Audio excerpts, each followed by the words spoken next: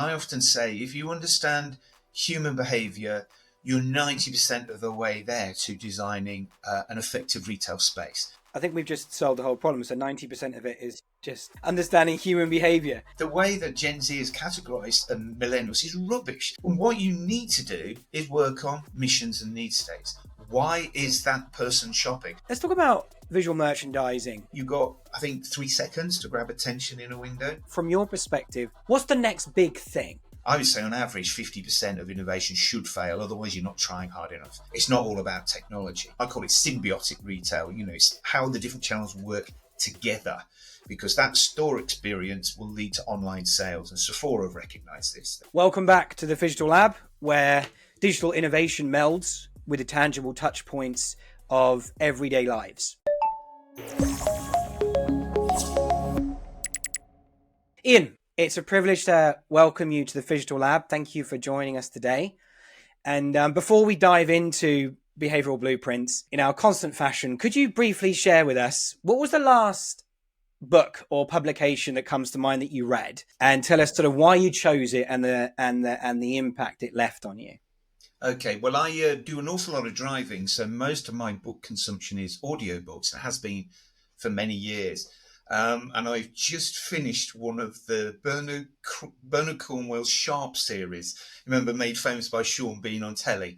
And I've often found that rather than using highbrow intellectual information, I use escapist thrillers to pass the hours on the motorway. So I think it was about the 16th of the 20 books. So I just finished that, and I put everything on a USB stick. So I've now got to upload. It has about 8 different authors that I rotate through. I've just finished them, so I've now got to upload the next issues for each of them. So there's that. Or I have Autocar magazine that I subscribe to, which is my toilet reading. Maybe a little bit too much information there. So I've just been reading about the latest EV cars that I won't be buying as well during the day. No, that's awesome. Well, thank you for sharing that. I think everybody has different ways, different things, and different ways that they like to consume new information. A couple of our guests on here they like snippets. I'm not sure whether it's toilet reading, but I would say it's probably something similar. They just weren't brave enough to say it.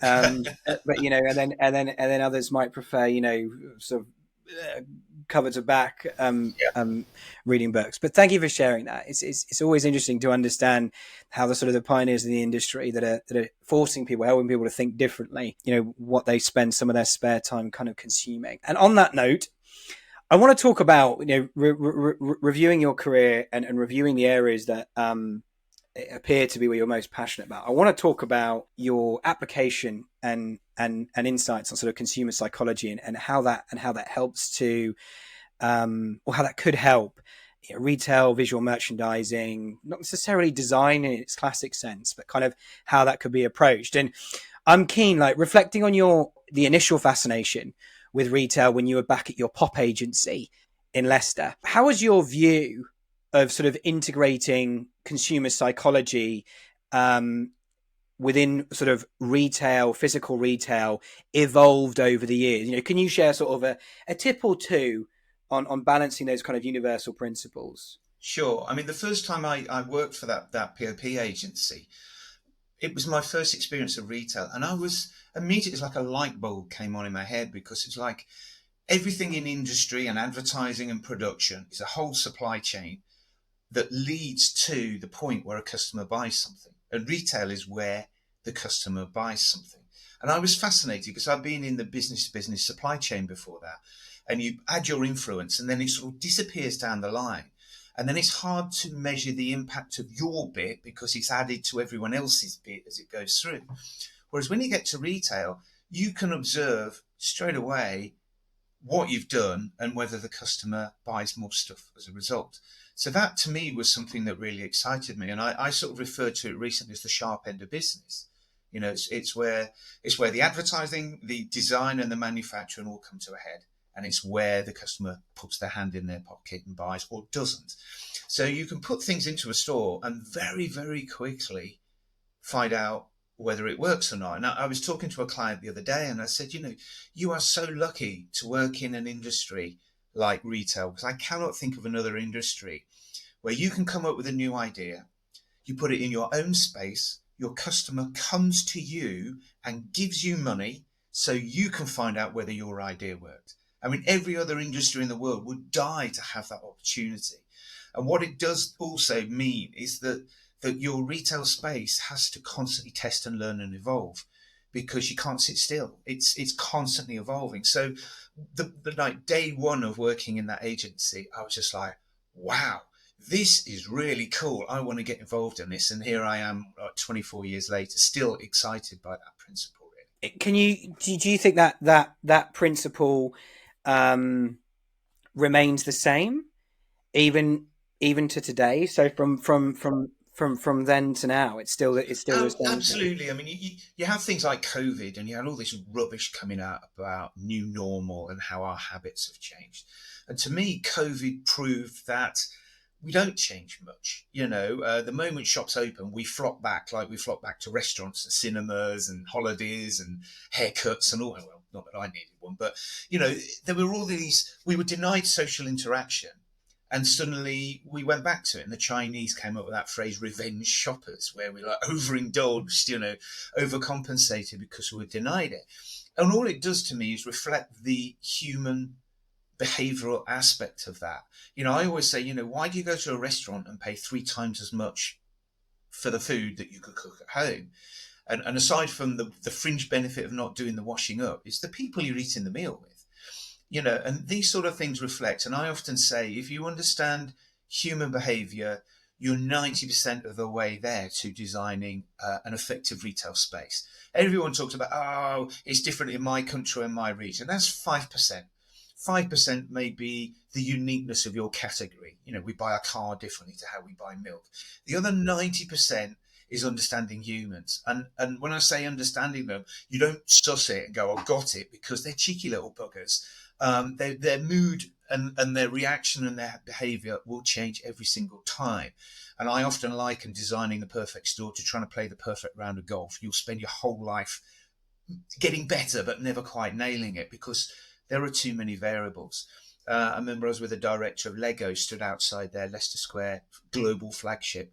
And I said, you spend millions building this store. Now you're stupidly going to open the door and let humans in, and they're going to ruin it all. Because that's the joy and the frustration of retail, is way too much of it's humans. So the more you can understand about principles of human behavior and decision making, the better you can be.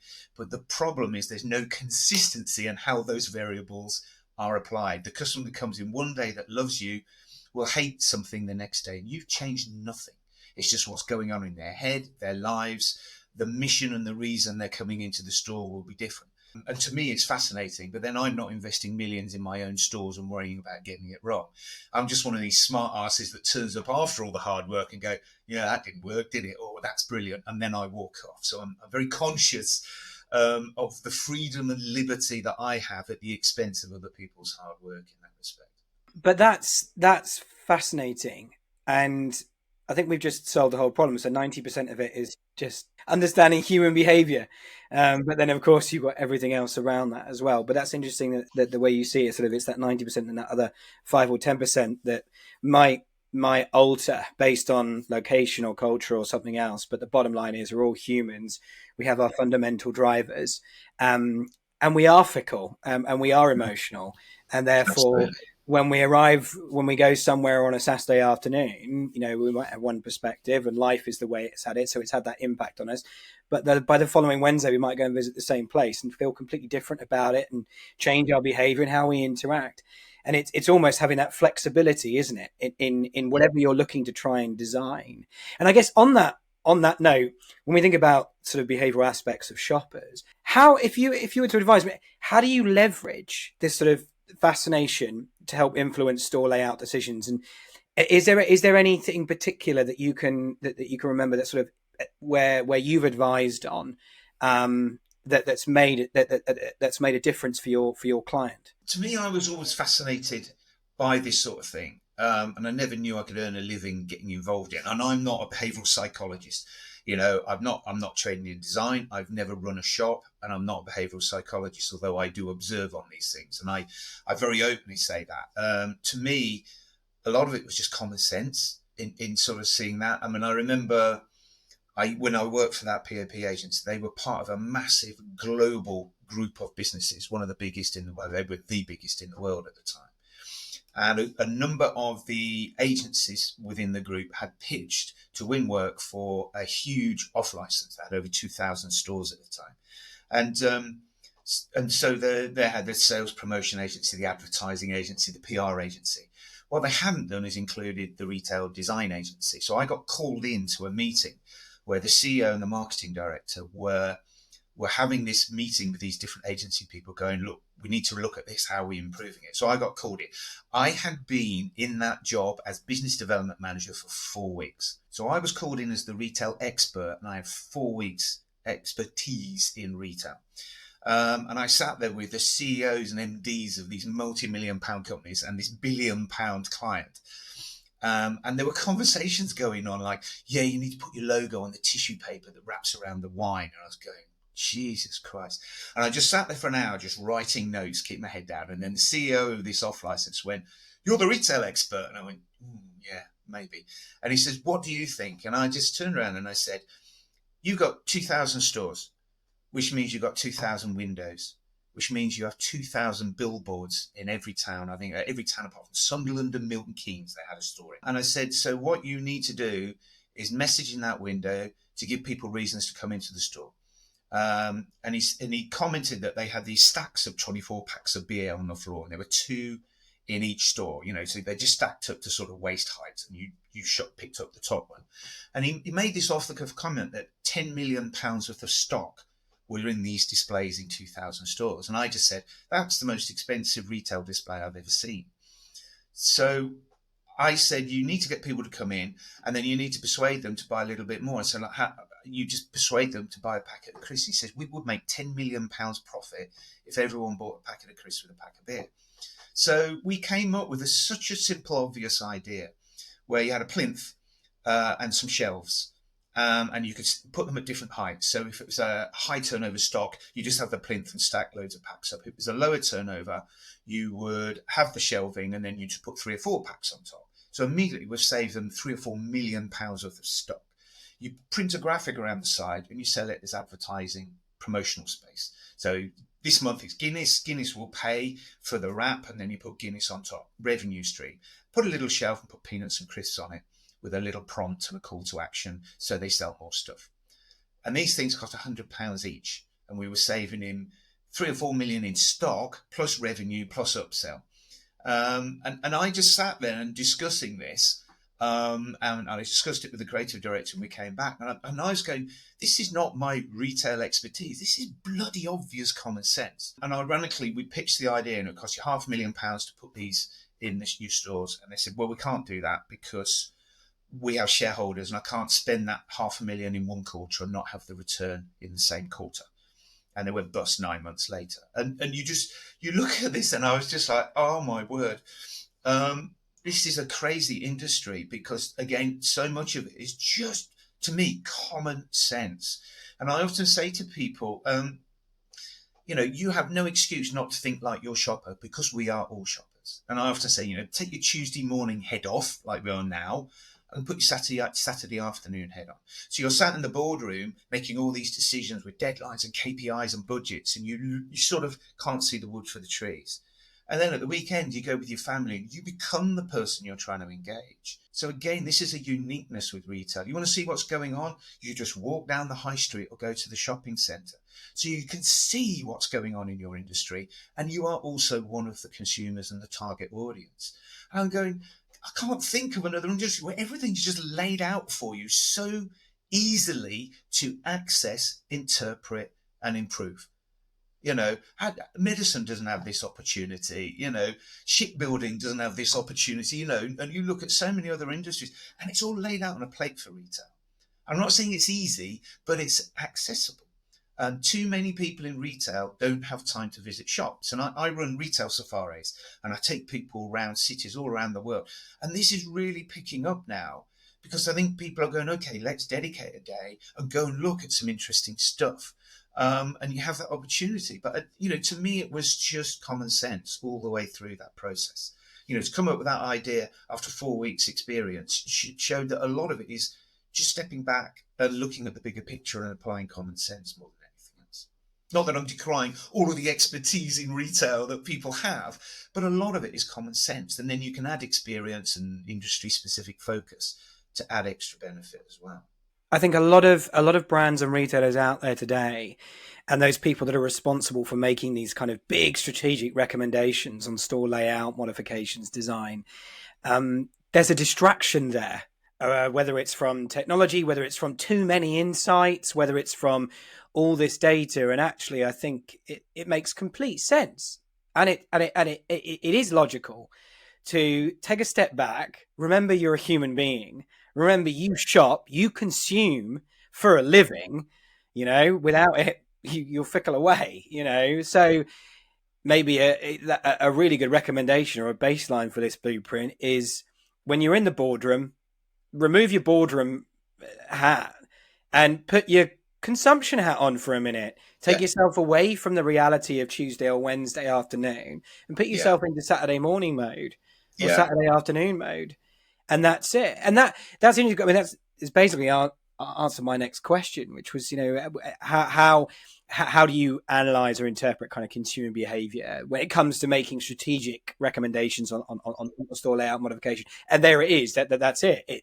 It's almost like a marriage of common sense, basic human behavior, Yeah. all within a context of place yourself in the shopper's position. Yeah, You yeah. know, and that Well, and that. I often say, I mean, one of the things that I rant about a lot is the way we focus on Gen Z. And I was actually invited to a Gen Z conference last year. And I said, I don't think you want me here. And they went, why? I said, because I just think most of it's bollocks. It's just, you treat 2 million people. First of all, you treat them like they're one person. Gen Z want to do this. And then you sit there and put them on this pedestal. And I'm going, they're just the youngest generation. Yeah, they're engaged and they challenge the system and they're reactive and they're using the latest technology. So did we. So did my parents. So did my grandparents. They had the radio or they had a television or the internet, and now we've got AI and apps. That's just progress. That's just the baton being passed on. And I often say the only unique thing about Gen Z is like when you and I were growing up, we learned our values from our parents, from our teachers, and most importantly, from the big kids in the playground who really taught you about life. These kids have got a phone in their hand, so they can go and find their own values, better or worse. And sometimes it is worse, but they will go and access information as they're forming their own opinions and beliefs. Whereas we were taught them, and then we learn how to interpret them. But otherwise, it's the same. So you have this sort of Gen Z like this, Gen Z want that. And I just can't help. It's like a flashing light on LinkedIn. I just have to wade in and go, this is rubbish, And when I do my presentations on this, I show pictures of my 17-year-old son. And I just go, look, he plays basketball. I've got a picture of him coming over to school with his tie around his neck. He sleeps till lunchtime, he grunts. And everyone laughs because it's typical teenage stuff. And the next slide, I show a picture of the chair he chose for my dining room, because I let my kids choose their own chair. So there's different chairs. And it looks like your grandma's armchair. It got it from IKEA, and it's like an armchair in big pink floral pattern. And everyone laughs, but I'm going, you show me in all your Gen Z research where Ben would have chosen that, having showed you the fact that the music he likes and his basketball and stuff. And I'm going, the point is, we're all individuals. And I know from a marketing point of view, you can't come up with 2 billion different solutions. But I'll go, forget that. I mean, the way that Gen Z is categorized and millennials is rubbish. Someone just drew a line and go, from that day to that day, they're like this. And that these age groupings don't reflect socio-economic or political happenings. I'd understand if the day the internet was born, you draw a line, or when a world war ends, or there's a recession, or, these things that will influence society. But it's not. And someone told me that, I think it was McKinsey maybe came up with these Gen Z, boomer, millennial things. I don't know if that's true. But, I look at it and go, so if I was born a day earlier or a day later, you would treat me completely differently because I'm suddenly a millennial, not a Gen Z. So I'll go, that's rubbish. And then the next stage is you will have so many brands will go, this is our customer, and she's called Mary, and she's 35, and she drives an Audi A3, and it's more bollocks. Because one, the moment you say Mary, you've forgotten about half the population because they're men. If she's 35, you forget that your audience is different groupings. So you immediately narrow it down. And what you need to do is work on missions and need states. Why is that person shopping? Not who they are, not which bloody car they drive up to the supermarket in. It's why they're buying. And I use a supermarket as an example. At lunchtime, you come out of your office and you want to go out and get a meal deal and get out. And supermarkets are clever with this. They don't con you. The meal deal stuff is right in front of the entrance because people will not go into a 100,000 square foot supermarket and wander around trying to find a meal deal. They just go to the corner shop. So you go in there and you get your packet of crispy sandwich, your can of Coke, and you're off. And then on Wednesday evening, you're doing a weekly shop for your family. And we all know that the cost of food has skyrocketed. So you're going around with your trolley trying to get the best value so you can feed your kids. And then on Saturday night, you're inviting your boss around because you want to chat him up for a pay rise. So you want to cook a nice meal. So that's the same person, be that Sharon in her Audi A3 or some Gen Z, and 3 visits to the same store in the same week. First one's speed, second one is price, the third one is quality. So unless you understand these potential missions, you're guessing. And I keep saying retail is a very expensive place to go guessing if you get it wrong. So I say, again, a very simple throwaway line that is about 2 years' work and £5 million for most businesses to implement is find and recognise as many of those missions as possible. What are all of the different reasons? There's a wonderful company called Uncrowd run by Richard Hammond and his business partner Rocky, who do this research work to understand the different missions of why people may come to your store. So you find as many of them as you can, then you find the most cost-effective way of covering as many of them as possible in your store while still making a profit. And I'm very conscious.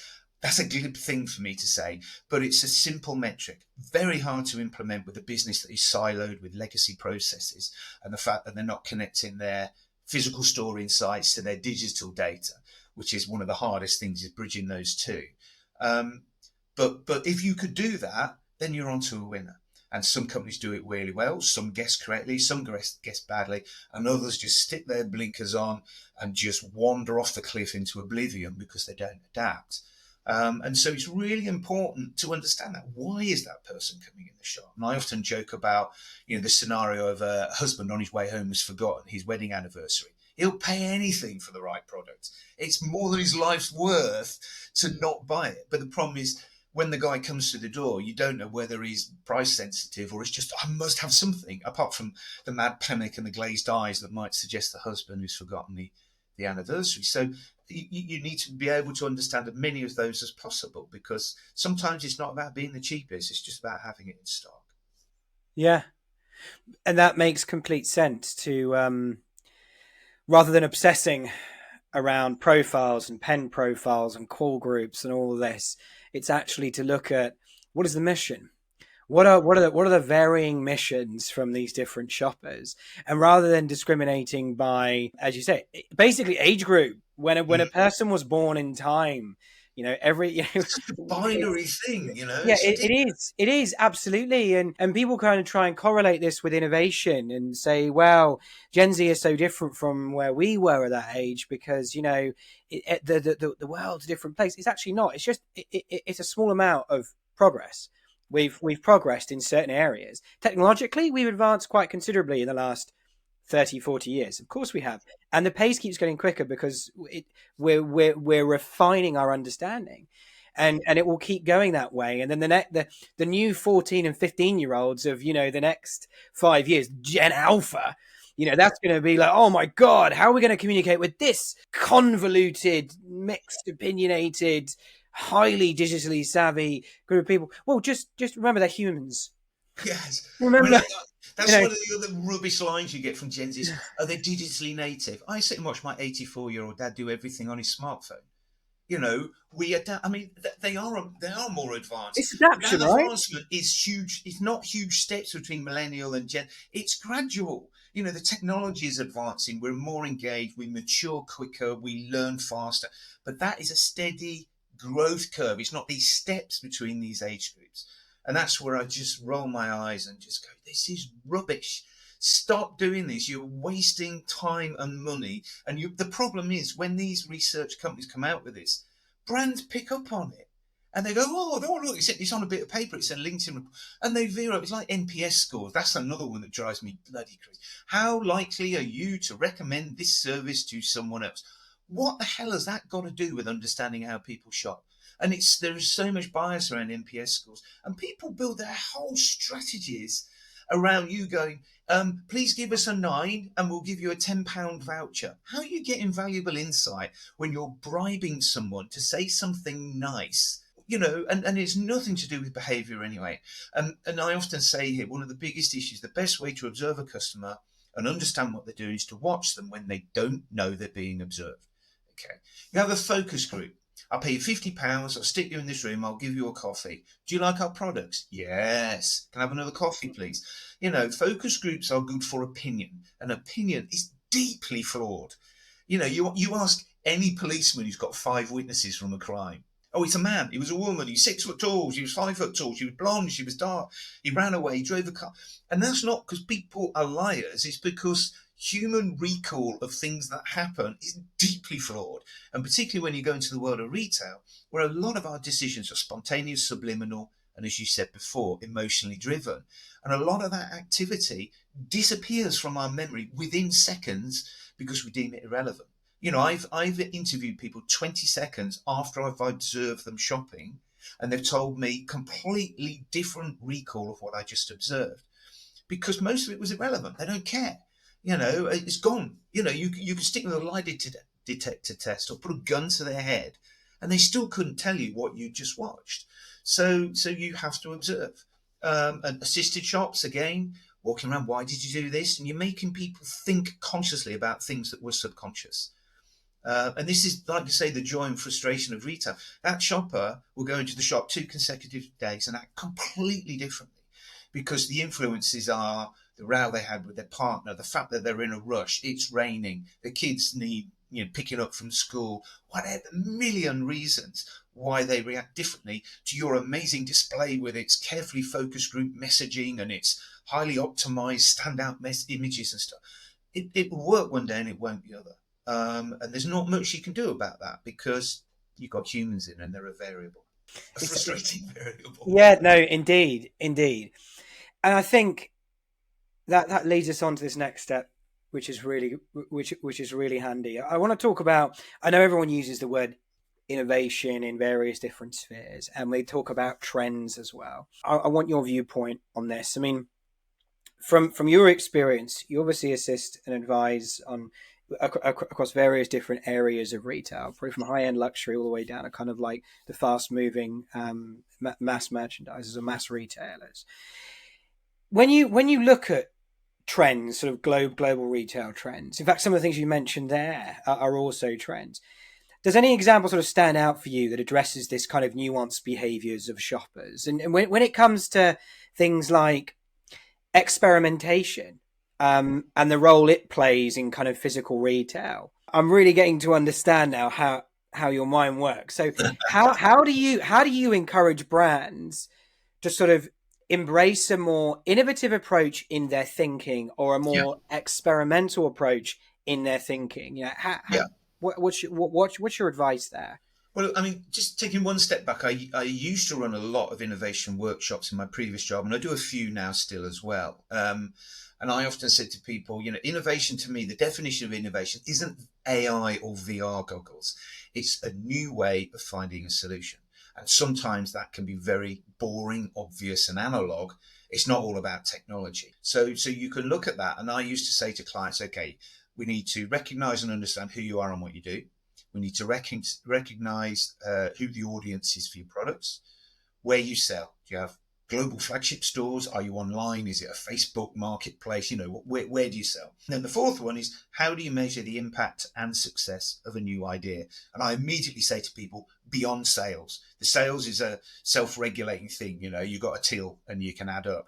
But, are you targeting new audiences? Are you trying to upsell?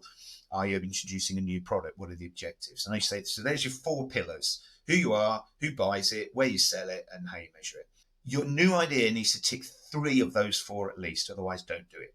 So that creates a focus. And once they buy into the 4 pillars, you can then use those 4 pillars to beat them over the head and drag them back into life. But what I love when you see creative retailers. I mean, Nike are a great example. Is they don't have a store. Someone said to me, "What do you think of the Nike London store?" And I go, "Well, I can think of 5 different store concepts that they have in London. They've got the Unite, they've got the Live, they've got the Rise, they've got Nike Town, and there's a running one on Sloane Street." So what they're immediately doing then is tailoring different offers for different audiences, which I really like. And they combine a real sense of theatre. Wow, you go into the ground floor of Nike Town and Oxford Circus or any of the House of Innovation stores around the world, and it's loud and fun and display and enjoyment. And they have a window display that hints at that. You come in and see it. Then you go up 2 floors to where the product is, and there's an element of it in next to the product on the fixture as well. So you get a curiosity from the window, an immersive enjoyment on the ground floor, and then a reminder where the product is. So they connect them all together, which is very, very clever. And so you see that sort of thing going on. They're very good at test and learn as well. You go to their live concert, which first opened in California about 5 years ago, and it was building local community. And they would look at not just sales data, because the problem is sales data is after the fact. If you're buying a pair of running shoes, you bought them, you're not going to run back and buy another one the next week. So this is a problem with a lot of that data, is it's telling you what you just missed out on trying to sell to the customer. But what they also do is they look at browsing data. Now, browsing data is potential. So if they understood the catchment area of the store is, say, 5 miles, they'd be analysing what are people looking at. So if they've got a store full of basketball stuff and then suddenly everyone's going out running, they change the stock. And it's bam, right, let's get all the basketball, not all the basketball, shift that out and let's re-emphasise running, because that's what people are interested in around here. So that is a wonderful example of just understanding your audience, tapping into what they're interested in, and then responding quickly. And most retailers wouldn't be able to change the stock out that quickly because their processes just don't allow it. And this siloing that you get with a lot of legacy retailers going, "Oh, it's going to take us 3 months to do that because we've got this," and they give you all the reasons why they can't, which are real reasons. And you go, "Well, how do you break down those barriers?" So to me, a lot of innovation is in the incremental gains, like Sir Dave Brailsford, who did with the British cycling, and he's now going to start at Man United, which annoys the hell out of me because I'm a Liverpool fan, so I don't want to talk about that at all right now. I'm still in mourning. But that idea of 1% gain here, 1% gain, then you add them all up and you've made a 10% gain, which is a great way of doing things as well. But the final thing I want to say about innovation is, for it to work, you need to be top down. Okay, a lot of companies do. Innovation is that thing you do when you haven't got anything else to do, and no one ever has that opportunity. Or you have one day to start and then you never get to finish because they're busy doing proper work. So you need the CEO and the board to go, "This is part of what we do." And I did an innovation workshop with McDonald's last year. They have a team of 11 permanent full-time employees whose job is to look at new ideas.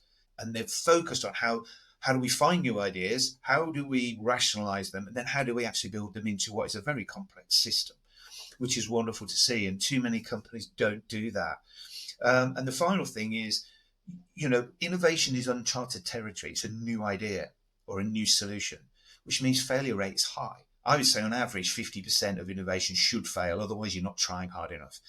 And that scares a lot of people. But I often say you learn more from a failure than you do a success. If it works, you have no idea whether you max the opportunity until you go too far. You may go, sales are up 5%, it's incredible. But that solution could deliver a 20% increase. So you don't know until you push the boundaries. And if it goes wrong, you go, "Well, what can we learn from this? Why has it gone wrong?" And it may highlight other opportunities or other problems that need fixing. And I often try and say that the failure is as useful as the success. And a lot of companies struggle with that because they want 100% success rate. And I go, that's not innovation. By definition, innovation is uncharted territory. So it should fail a lot, but that's a good thing. You can see people's eyes glaze over and they get the nervous twitching in the corner of their eye when you tell them that that's what's probably going to happen if it's done properly. Yeah, innovation is exactly that. It's trying the new. It's balancing risk versus reward, but it's also, even if something fails, it doesn't necessarily mean that the innovation has failed, and it will probably 8 times out of 10 expose new opportunities. for that brand, for that retailer. Let's talk about visual merchandising for a second now. And you said one of your statements that I really liked is that retail is sort of the ultimate point of marketing delivery. Yeah. So when it comes to VM, and VM has changed significantly, particularly in the last sort of 5 to 10 years. Physical has become more theatrics, experiential. It's more about driving emotional engaging, captivation rather than transaction. Although transaction is, of course, still important, but it's about identifying those shopper journeys. But for you, when you're in one of your workshops or when you're talking to a client, how do you approach VM, sort of capitalizing on this sort of critical moment of consumer decision making? And then from your perspective, what's the next big thing in visual merchandising that brands should be aware of to sort of make sure they're influencing consumer behavior effectively? Okay. So to me, with visual merchandising, you're straight back into human behavior territory and some understanding of the movement of people around streets. I've read research saying that all the people walking down the street, only 3% will notice your window. And I say it's quite a chastening statistic that you build this beautiful window and it's operating off a 97% failure rate. But I say the upside is if you create a slightly better window and there's a 1% more see it, it's not a 1% gain, it's 33% because you've gone from 3% to 4%. So the potential to uplift is huge. So you need, I think, 3 seconds to grab attention in a window. And I often reference a window that Zara came up with about 5 or 6 years ago, which they called the virtual catwalk. So their global flagship stores, like the one on Oxford Street in London, just had a big white window. And then there's a QR code on the window. And you scan the QR code and download the app. And then you hold your phone up and there's an augmented reality catwalk in the window. And you can imagine in the boardroom how cool this sounded with some millennial going, it's cool, and the QR, and they download our app and we do this. In reality, what happens is, like I say, 3 seconds to grab attention. So immediately, most people have ignored that game.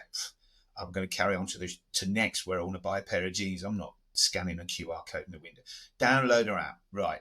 The word app fatigue, the phrase app fatigue is very real. I think I've got about 80 apps on my phone. I don't want another bloody app on my phone. I don't know why you want me to download your app, but there is no incentive. And so you download that. And if you think you've got these few seconds, so I'm going to sit there for a couple of minutes to download the app. And I tried it in the window in Oxford Street. It didn't bloody work.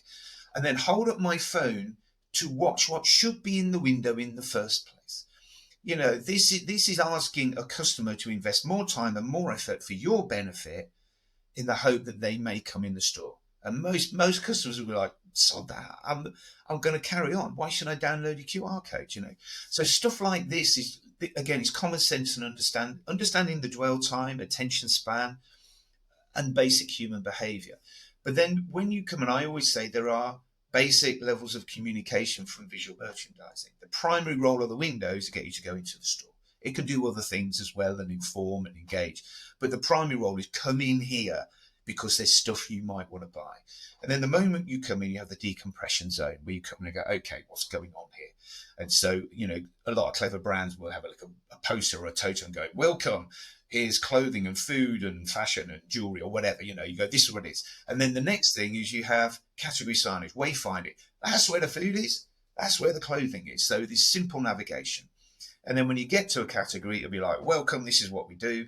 And then on the shelf, the communication is buy this, don't buy that. Very basic principles. And you can have promotions and sampling and cross-selling, but that's the basics. Come in, this is what it is and where it is, and buy this one. So if you reverse back from that, you're then looking at the different types of communication. And coming back in response to that last part of your question, what is one of the latest things coming through is retail media networks. And this is another one where I drag out my soapbox, dust it off, and start ranting because it's a huge hot topic in retail. Well, basically, you put screens in your store and you sell advertising space. And people are seeing the dollar signs because it's additional revenue that they can create. And I think Walmart has stated their aim is to become the biggest media owner in the world.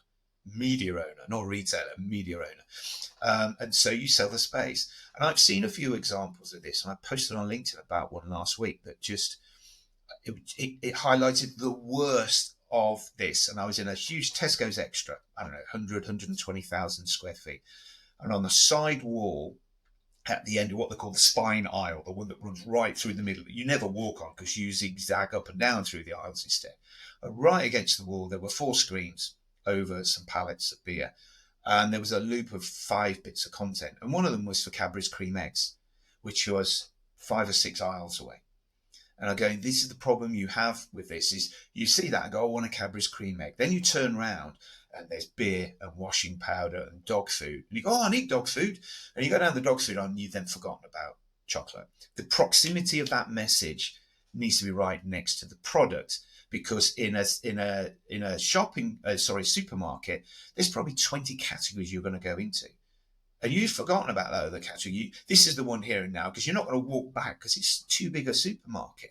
You're going to do them in the order they go, and you know them. And that's another thing, is when the supermarket changes those aisles, lunacy, because people will leave these days. I know the trick to make you go down the dog food aisle. I don't own a bloody dog, so don't try and trick me to go down the aisle where I used to buy my baked beans. I still want to get the baked beans, but anyway, that's a separate issue. So with retail media networks, they're not thinking of the content. They're excited about the ad revenue. And I'm like, yeah, get your ad team involved, but get your shopper marketing team as well. Because you get this classic, oh, we'll put the TV ad on in the screen in store. And you go, a television advert is about brand recall when you're sat on your sofa. So when you go in the shop, you go, oh, I recognise that one. I don't know why. I don't recognise that one. I'll buy that. That's the brand recall. But in the store, it's buy me now. It's a different message. So, and the message on the shelf is different to the message at the decompression zone, which is different to the message in the window, because there are different tasks you need to engage the shopper with at each of these stages. And my concern is that if you're, say, Tesco's, for example, and Unilever, you're talking to Unilever about selling Marmite, they go, great, we're going to give you 2 shelves. Now, just, stop off at the ad department on the way out and just book some ads, and there's that wonderful balance of power between brands and supermarkets where they'll try and strong arm and spend 50 grand on an ad campaign. Now, if that campaign is crap and it's the wrong message and it doesn't engage people, the second time round, Marmite are going to go, well, that didn't work, so I'm not going to do it. So if you have the wrong content on the screens, those screens will be empty or full of Tesco's TV ads in about 18 months' time. I'm not going to go at Tesco's, I'm just using them as an example, but I would love to see a retailer understand the power. And when Unilever go, we want to do this Marmite thing, I'd love to see someone like Tesco's go, don't do that, it won't work. They won't do that. They'll take the money. And what you need to do is become a strategic partner to work with the brands to maximize the effectiveness from your understanding and insight of what works in your store. And everyone I've seen, particularly in America, they're just getting a hard on for the ad revenue. And I go, that is short-termism, because if that content isn't in the right place, this is not going to work. And there is a huge investment in the screens. And as someone that used to work in POP agencies, fighting to get another £5 per unit budget to do an analog constructed display, I roll my eyes in despair where they'll spend millions on fancy screens. And I'm going, well, that freestanding display unit that's secondary sited next to complementary products will deliver more sales than a crap bit of video content. And I always say that your fancy 8K high definition screen does the same job as a clip frame. It delivers a message. And I was once asked what was the most innovative store I'd visited recently. It was an Aldi concept store in Derby. Not a single screen. It's just that every message was in the right place at the right time, saying the right thing. And I said, sadly, that is innovation, because a lot of people can't do that. It's not about the technology. It's about the message. And a well-constructed, printed graphic will do a better job than a crap screen saying the wrong thing, in my opinion. You're absolutely right. We just become oblivious to it, or we're sort of actively just diverting our attention elsewhere because it's this kind of interactive apathy. We deselect information now. I read somewhere that I think we absorb 15,000 messages a day. Yeah. So you add more messages and we just go, I'm going to blank out. And I saw an interesting social media post when Walmart in the US started to introduce these screens. And some guy posted a picture going, my supermarket looks like a casino now. And I know there's that you get often a negative reaction to a new thing, and then people get used to it. But supermarkets are really busy, noisy places for communication. And I was in Sainsbury's test and trial store in Witney in Oxfordshire, and I went in there. And it was the same. You looked across, and there was just a sea of messages. Some are bright, shiny, some are animated, and you look at it going, I can't differentiate this. It's too much. And you end up with what the psychologists call the paradox of choice. There is so much information, you can't make a decision. And that's why you have the cliched but true statement of less is more. Break it down so it's easier and more simple. People absorb it quicker and they buy more. And it's been proven time and time again. No, it's true. I think this technology is. I've said this to a few people now. Should be seen as a vehicle, and what's hosted within that vehicle, what rides within that vehicle, is key. I think if the use of technology in the physical space today needs a serious think, and I think, and that leads me to my next question about technology and how it is changing the way consumers are interacting with retail in particular cases. And we've briefly talked about, well, we have talked about just now how it's complicating the traditional retail engagement. And this is an area that you're obviously passionate about. So how do we uncomplicate it? And I know we talked about where it's all about the content, it's all about the message. You can't have too many messages all in the same place. It's going to create convolution. People are going to not understand what you're trying to do, and they'll just do that. They'll put the blinkers on and they'll go back to their personal device, which is where they can be more selective about the messaging. Exactly.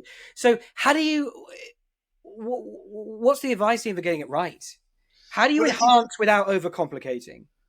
Yeah, I think. I read a study many years ago, and I keep trying to find it again to back it up. But I read somewhere that 20% of in-store communication doesn't work. It's ineffective, wrong placement. The challenge is knowing which 20% it is. That's the goal. And if I knew, I'd be lying on a beach, not talking to you on this podcast. But so I think there are basic efficiencies, but that comes back to the test and learn. If you try something and then change it, you find out if it works. So, very simplified, and a load of researchers will leaping up, you've got to do proper A/B testing and like for like. And I understand that, but you need to do that, and testing can also be taking things out, not just putting things in, because people always think they've got to add. And as I've said before, there's too much crap in stores anyway. So take it out and have that ability. If you have 100 stores, try 5 of them with something different. Change the window display. I was chatting to the store manager at the Foot Asylum new flagship store on Oxford Street, Liam, and it was wonderful to say, well, we had the classic sort of movement sensor, cameras that measure people, and they had a classic analog counter of people walking in and out the store. And he said the problem is we didn't know who was staff, who was return. If a family came through, it may only count them once, or it may count 4 of them individually. And he says, so we put cameras in, and we have cameras facing out. And he says, what's interesting, we can count how many people walk past the store. But we can also, because it's got a 5-meter reach, count the people on the other side of the street. Because if you think about it, one pavement's only half a footfall in the street. So he says, we'll put content on these big screens they've got on the window, and then we'll change it. And we're not looking at how many people come in now. We're looking at the percentage of people passing by. Because people coming in your store is only half the information. Because if you have a day with 20% less people, your conversion ratio, you don't know the conversion ratio. You maybe have a brilliant window and you're converting more of the people walking by, but if there's less of them walking by, it looks like you've got fewer people coming in. So we said, we can do that, and then we can track mobile phone signal, which is a standard sort of research methodology now. And the great thing with a mobile phone signal is they're all unique. So you then know which person has come back a week later because you recognize, anonymized, but it's a unique signature. And then we can measure dwell time. Are they going to the back of the store? How much time? And he says, we're connecting it to sales as well. And I went, how are you doing that? And I love the basic sort of logic in that, well, if they stood at the till for 30 seconds or more, they're buying something. And I love it. It's just common sense with high-tech data. And then they'll connect it to sales data. And they're viewing this story because there's things we've done in this store that we don't think work. We've learned from it. So the next time we won't do it. And we're constantly trying different content in the windows to see what works. This is the sort of thing where you make progress. They've got 61 stores. So they're going, okay, it's our shiny new flagship and it's Oxford Street and it's important. But there's 60 other stores that sell more combined than Oxford Street does. So if we take a learning from that we can roll out and apply to the others, we get a compound gain from that knowledge. And I love that idea. Most people get their shiny new flagship. They go, we've done it. That's loads of money. We can't change this. And these guys are going, no, what can we move? What can we, evolve? And that attitude is where I think it really works. And they'll test to learn and find out whether we need more or less of something. And that's something everyone should be doing. Well, that's always been a recommendation for a few decades now, to testing and learning. And I think, but it's right. It's right. There are so many different ways that you can improve a situation. And if we don't try different things, I love what you said about, it's not always about adding something in. It could also be about taking something away. And also don't fear that when you add something in, it's not actually a screen. It's going to be, might actually be a static, clip poster or something else, or even something with that's static with a bit of backlighting. Don't be scared that we're not introducing an AR mirror or a smart mirror or something. Well, sometimes it's about contrast and standout. I remember I had a conversation with a big drinks company, and we did some research in duty free, like airport duty free stores. And you go in there, and the challenge was how to create standout. And in the end, I said to him, you need to create a matte black, non-illuminated display, because that's the only contrast. You go there and everything's red and blue and shiny and sparkly and moving. Imagine all these drinks and health and beauty. And their head of insights burst out laughing. And I said, create a black hole in the middle of the visual noise. And sometimes it's about contrast, not shouting louder. And sometimes, when you first evolve, you illuminate your bay and your bay stands out. When everyone's illuminated, turn some of your lights off. Not say turn it all off, but, and suddenly create a differentiation between you and everyone else. And that's a constant rolling feature, because the moment you do it, they copy you, and then you've got to move the goalpost again. But that's the joy and the fun, and it's why VM people have a full-time job, not a part-time job. It's because there's always something else for them to do. There's always another challenge that the business has found that you're tasked to sort of overcome. And I think the VM guys are awesome. I remember I went to an IKEA store in Wakefield, just between Liverpool and Manchester, as part of a retail safari. And I went in there and I'd seen things I'd never seen in another IKEA store. Beautiful little touches, like in the blinds and curtains area, there was a little 5-second video loop projecting onto the wall, and it was some blinds and then someone pulling down and peering and looking out and pulling back up. Funny little bit of movement, and it just captured, the tone of voice and the sense of fun that is in IKEA, but it's an endorsement, this is the category. And then in the sleep area, they had netting above the beds, going 4 or 5 meters in the air, and they just projected a little video of feathers just floating down. And it was real subtle. It wasn't a load of features and benefits of beds. It was just feathers, and it gave you a context to the category. And the VM team there had sort of gone rogue. It was a ask forgiveness, not permission sort of thing. And IKEA loved it. But, their in-house VM teams are encouraged to be creative like that. And I've never seen these treatments in other IKEA stores. They may be adopted by others now. But that sort of approach of going, how do we set context? And they had scent pods, chocolate in the food area, obviously. But what I love was in the baby area, the scent pod was talcum powder. And I went in and I didn't immediately go, that's talcum powder. But again, I'm suddenly like, I remember changing nappies with my kids, and just suddenly that smell put me in that environment. These sort of things, these little touches, are brilliant. And it's not connected networks or VR goggles. And like was Lush, one of my favourite retailers, I often refer to their stores as wonderfully analog. And I'm not anti-technology, but I often say to people, you haven't maximised your analog yet. Go to Lush and see how all the messages, the communication hierarchy, the tone of voice, the way they will emphasise headlines in bigger text, more detail in smaller text, blah, blah, blah. All of it is a textbook of how to do visual merchandising and display. They now have some screens in the store. You go to Oxford Street and there is one screen on the wall where you can book a spa treatment and some little screens at the checkout tills. That is it. Everything else is analog, and it's a textbook example of how to use your space. I'm not saying you shouldn't use screens, but You don't have to. You don't have to get excited. And I often say, the investment in screen technology is sometimes a vanity project so the CEO can boast at the golf club on Sundays. It almost feels like that. There's this irrational overspend on technology, whereas there's this miserly sort of protection of budget on analog things. And there are benefits of both. It's just I know which one costs a lot more to implement, and that's the technology.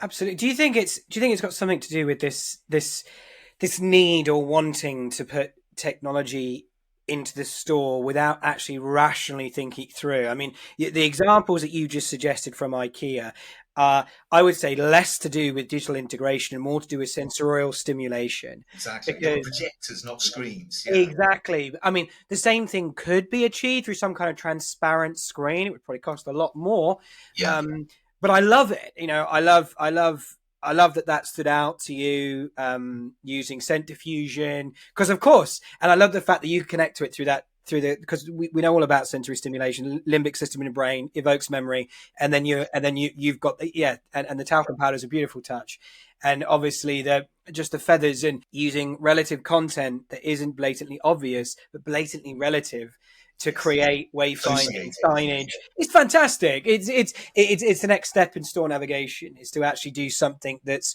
both subtle but relative, and it aligns with the shopper journey. But obviously, a lot of brands are trying to integrate technology into their store, and to me, a lot of them are lost. And I think part of it comes from this drive of wanting to create omni-channel, trying to create some kind of consistency.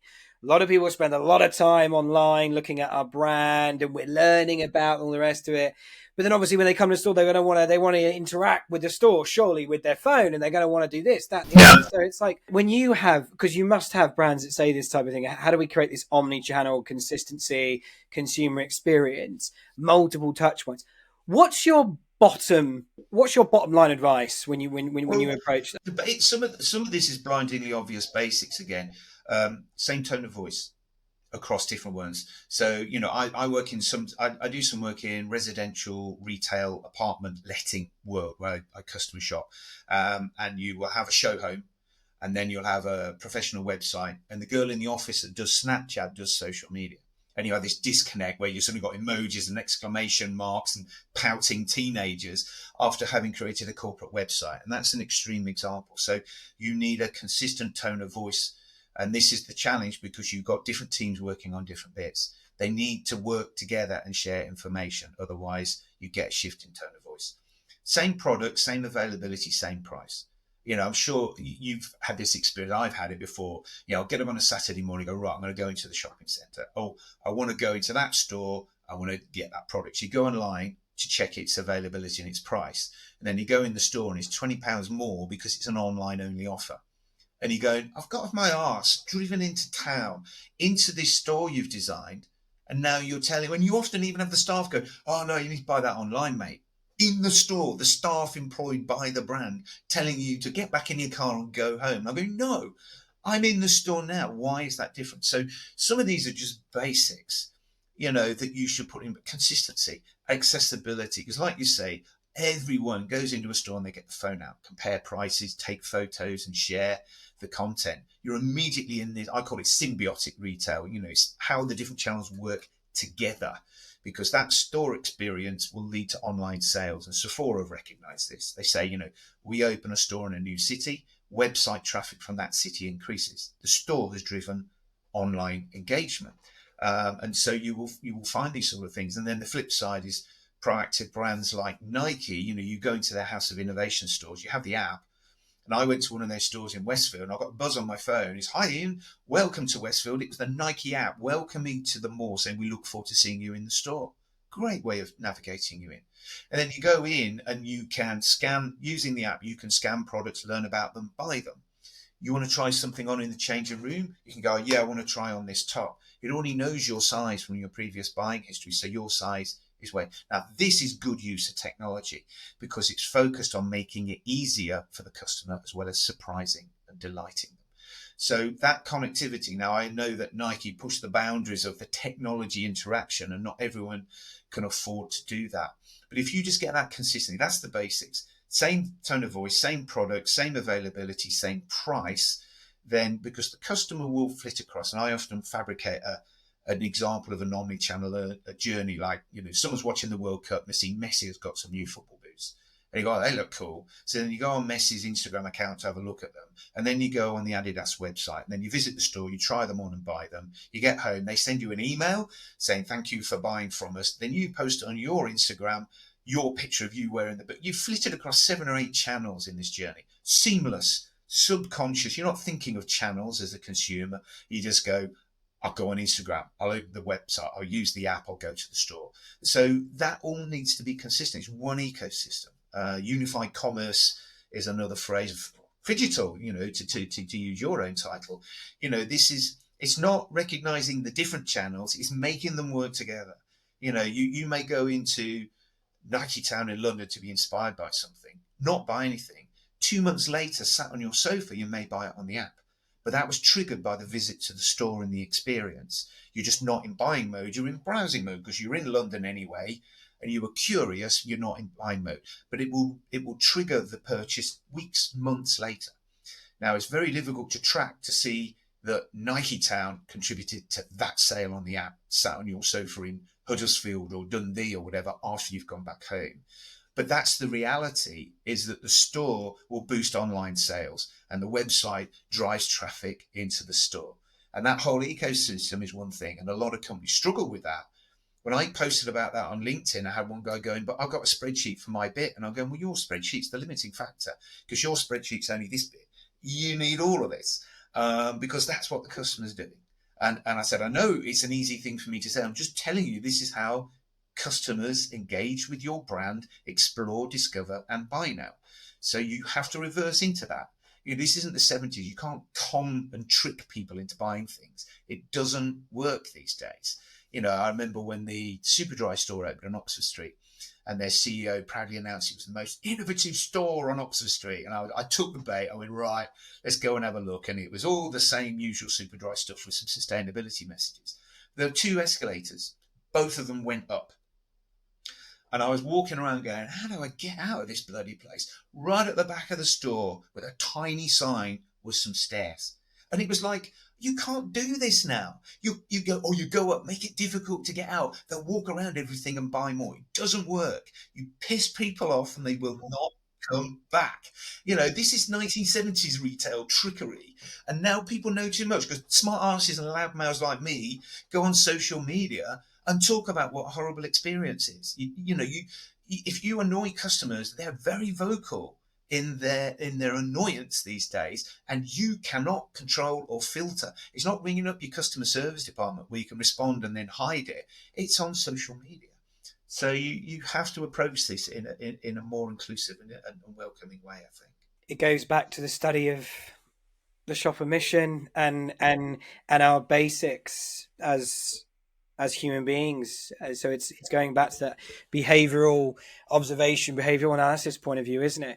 If you understand humans, then you're going to get it right. And and as you said, as brands, when you're Nike, you've got a developed ecosystem. You're in the great position there where you're just testing and learning constantly. So if we do something to somebody here on their shopper journey, I wonder if they'll come back through here, or will they navigate out here, and then we'll deflect them and bring them back here. And that's where the cleverness is now within what brands can do, as opposed to shutting all the exits and saying you can only go this way. Or not giving somebody an option to come down again once you've given them the ability to go up. I think it's about being clever or cleverer with how you want people to interact and surf around the ecosystem that is your brand's universe. And Nike do it really well, and some other new brands doing it well. I think in the luxury sphere, LV do it fantastic well. Stella McCartney's growing into that space, and when you can see it, you're coming in on one channel, you're being deflected, you're going round another, you're sat back home, but you're remembering something, you're reconnecting through social media, and it does make sense. It is big. It's a much bigger world to play in now. But equally, I think it's much more exciting, more exciting. I think, Ian, one final question. In light of the passion that sort of drew you into this world of retail, how do you how do you personally envisage the future of our sort of cherished offline spaces? Where do you, how do you see them evolving? Well, I think, I mean, first of all, what you get a lot of people saying is, oh, it's all experiential now. And I'm going, well, yeah, but still 75% of all global retail sales happen in a store. So you still got to sell shit, you know.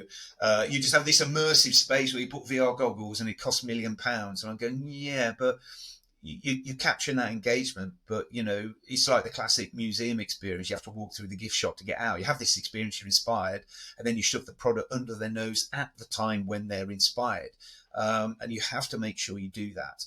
So I always think we always overestimate change. You know, you think Back to the Future. We're on hoverboards in 2015. You know, we always over exaggerate change. It's normally a lot slower.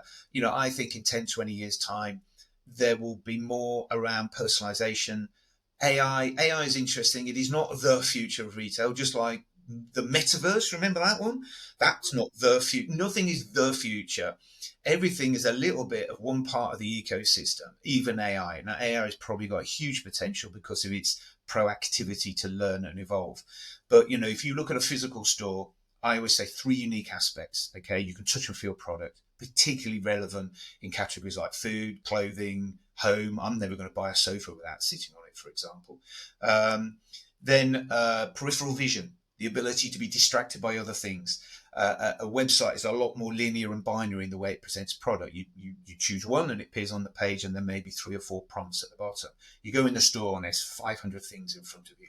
And then the other one is interaction with other humans. Back to this sort of human element, and staff will either make the experience horrible or amazing. You know, they're a physical embodiment of the brand. So you have those three unique things. So you shouldn't use them. I think AI will help with data recognition, insight, personalization, standardization of repetitive systems. The moment you take all the humans out to put in technology, it's a very expensive website because you've got to pay rent as well. You know, embrace the uniqueness, and as we found coming out from COVID, is we rushed back to do all of the things that were social interaction. It just endorses that, you know, any behavioral psychologist and most people with common sense knew is that we are social creatures. So embrace that and use it. By all means, use the technology to enhance the unique aspects of the store is probably the simplest way of saying that. Don't lose sight of those unique aspects. I saw a store on LinkedIn this week. I think it was in the Middle East somewhere, and it was a store, and all the walls were just digital screens with images of products on the shelf. And you tap on it and you place an order, and it was an unmanned store. And I was like, what's the point? It's a website. And apart from the novelty of it as a shopping experience, it is soulless. So embrace the unique. It's like digital has its own unique attributes. And what you wouldn't do is take out some of those digital attributes and stick a human in the middle of it, which is slow and more cumbersome. You know, the great thing with the digital bit is you can have 1 million people shopping at once. You can't get 1 million people in the physical store. So, you know, there are pros and cons for both. Convenience and availability with the website. You can sit at home, order it, and it arrives tomorrow. Or if you're an idiot, they'll try and deliver it to you in 20 minutes and lose millions doing it. But, you know, so there are benefits. So embrace the unique benefits of each of the channels and enhance them. Use technology to enhance them, not remove them, is probably the main thing I would say. I love it, Ian. There's so many. What I generally like to do as we're coming to an end of one of these chats is try and somehow summarize everything I've personally taken away. And Yeah. there's so many, but I'm going to give it a bash. I mean, I think that what's very clear to me is start by identifying with who you are. You're a consumer. Everybody that works in business today is a consumer. You're a shopper. A lot of those aha moments are sat right within you. Yeah. Just take your boardroom hat off on a Tuesday afternoon for a Yeah. second, to quote you, and stick your Saturday afternoon when you're the dad looking after your family, when you're trying to impress the boss with a meal that evening, or when you realize you got to take all the kids to footy practice or wherever it is, or netball on a Sunday morning, and you've not got any breakfast in. So think about the fact that you are the shopper, you are the consumer, and by understanding that you're understanding shopper missions and shopper missions, shopper ambitions, intentions. That is 90% of it. The rest of it is geography and cultural differences. But most of the time, if you get that 90% right and you've got a pretty clear understanding of what their intention, their mission is, you're probably going to get it right. I mean, when it comes to the physical space, it's part of a much wider ecosystem, but it is where people want to interact. They want to explore the peripheral. They want to get hands-on with everything. And when it comes to technology and its place and role, steady. Think about it. Think about how it can enhance a moment as opposed to lead and distract the whole journey. Because we don't. It's not the 1970s. We cannot be pushed into buying something anymore. You have to empathize first, understand what my ambitions and objectives are, and then use technology to help enhance that journey, make me feel part of it. And I think it's probably so many more. When I reflect and look back at this, Ian, there's going to be so many, and I'm really really grateful for you taking this more than an hour to be with us today, and we're going to take so much away from it. So thank you so much. It's my pleasure. I mean, if I could have designed a podcast to talk about the things I'm interested in, this would have been it. So when you go in touch and talked about the things you wanted to do, I'm going, you're going to have to beat me off with a stick to not get involved, because it just taps into all the things that I get excited about. So thanks for asking me. No, thank you, Ian. Perfect. And hopefully we'll have you on again in 6 months' time and review the landscape then. Love to. Thank you very much. Thanks Stan. very much.